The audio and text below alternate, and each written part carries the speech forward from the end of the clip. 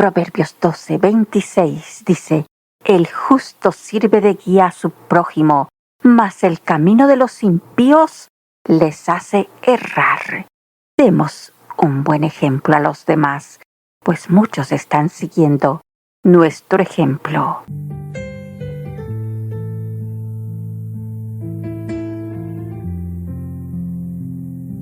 Sigamos con María Magdalena y su devoción sublime. Podemos leer sobre ella en Juan 20, del 1 al 18. Se aproximaba ya la celebración de la Pascua en Jerusalén. Peregrinos no solo en Palestina, sino de todos los países donde se habían dispersado la simiente de Abraham, ahora se dirigían en caudal constante que aumentaba día a día hacia la ciudad sagrada. Todo el mundo hablaba de Jesús, todos esperaban verle con ocasión de la fiesta. Los discípulos, convencidos de que él era el Mesías, anhelaban su presentación como tal ante la nación. Luego, las declaraciones del Señor mismo indicaban que algo decisivo iba a acontecer, a pesar de que les fue difícil entender lo que esto implicaba. Por consiguiente, esperaban que el Señor intempestivamente asumiera el mando de la nación a fin de establecer con poder el reino de Dios en la tierra. Para ellos, esto representaba el curso lógico de los acontecimientos, pero Jesús había sembrado perplejidad en sus mentes en más de una ocasión mediante predicciones de su muerte y resurrección. Su confusión aumentaba más cuando Jesús hablaba de estas cosas como si estuviese de acuerdo con el plan divino. ¿Cómo podría el fracaso completo conducir a la victoria? ¿Cómo podría el triunfo de los enemigos tener éxito en la realización del plan de Dios? Verdaderamente todo esto significó un enigma para ellos. La Magdalena, sin embargo, había aprendido una lección importante. Jesús siempre tenía razón. A menudo lo encontraba difícil entender lo que implicaba las enseñanzas del Maestro, pero cuando las ponía por obra, siempre daban buenos resultados. Y ella estaba segura que esta vez así sería. Llegó la víspera de la Pascua, y habiendo terminado la cena en el aposento alto, Jesús y sus discípulos salieron fuera al jardín de Getsemaní. La siguiente noticia tuvo que ver con su arresto por los príncipes de los sacerdotes y su apresurado enjuiciamiento por la noche. Aterrorizados por este acontecimiento, todos los discípulos le abandonaron. Temprano, al siguiente día, ya había comparecido ante el gobernador romano, quien bajo la presión de los judíos le había condenado a la crucifixión sin la menor justicia. ¿Intervendría el poder de Dios para salvarle de sus enemigos? ¿Cómo podría el Señor tolerar tal crimen y quedarse callado ante tan magna injusticia? Mas habrá que seguirle aún hasta el Calvario para ver el fin de este trance. El juicio humano atormentaba a la fiel Magdalena con el temor de que la tumba de Jesús fuese la sepultura de todas sus esperanzas. Estos 3 preciosos años habían terminado en tragedias espantosas.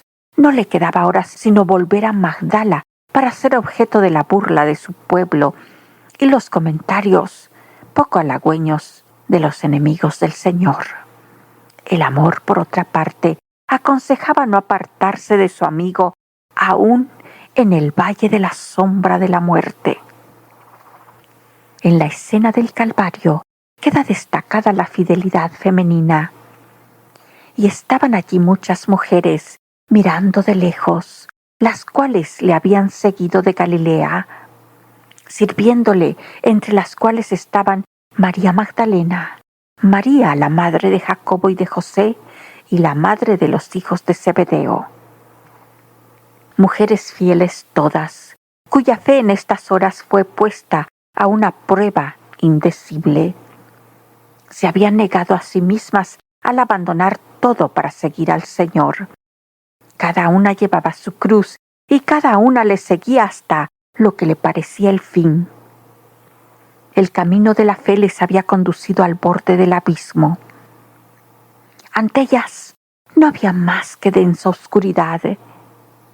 Empero María Magdalena y sus amigos no retrocedieron. Judas traicionó a su Señor. Pedro le negó. Los demás huyeron.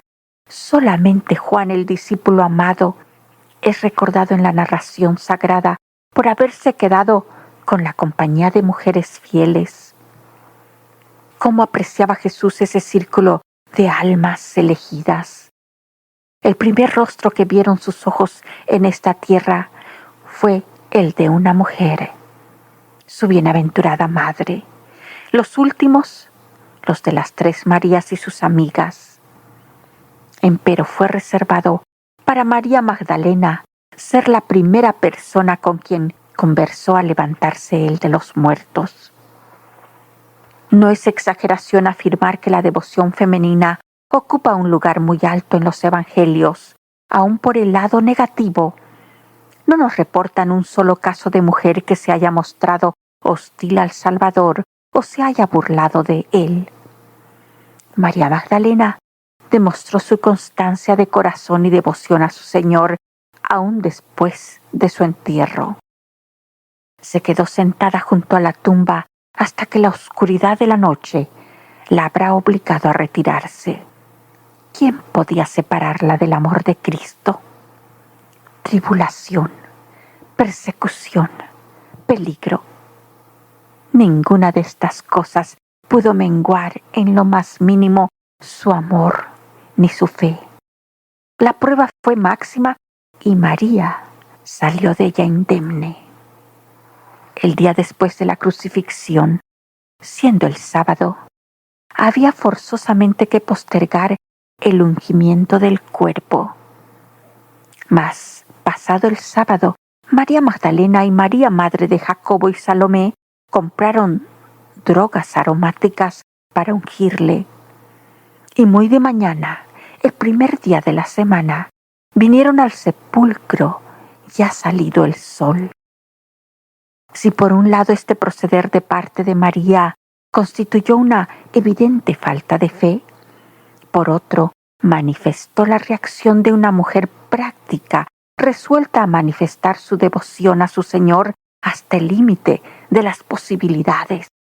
Lo cierto es que fue el medio de la providencia divina para llevarla a la sepultura muy de mañana, para encontrarse con aquel que su alma amaba.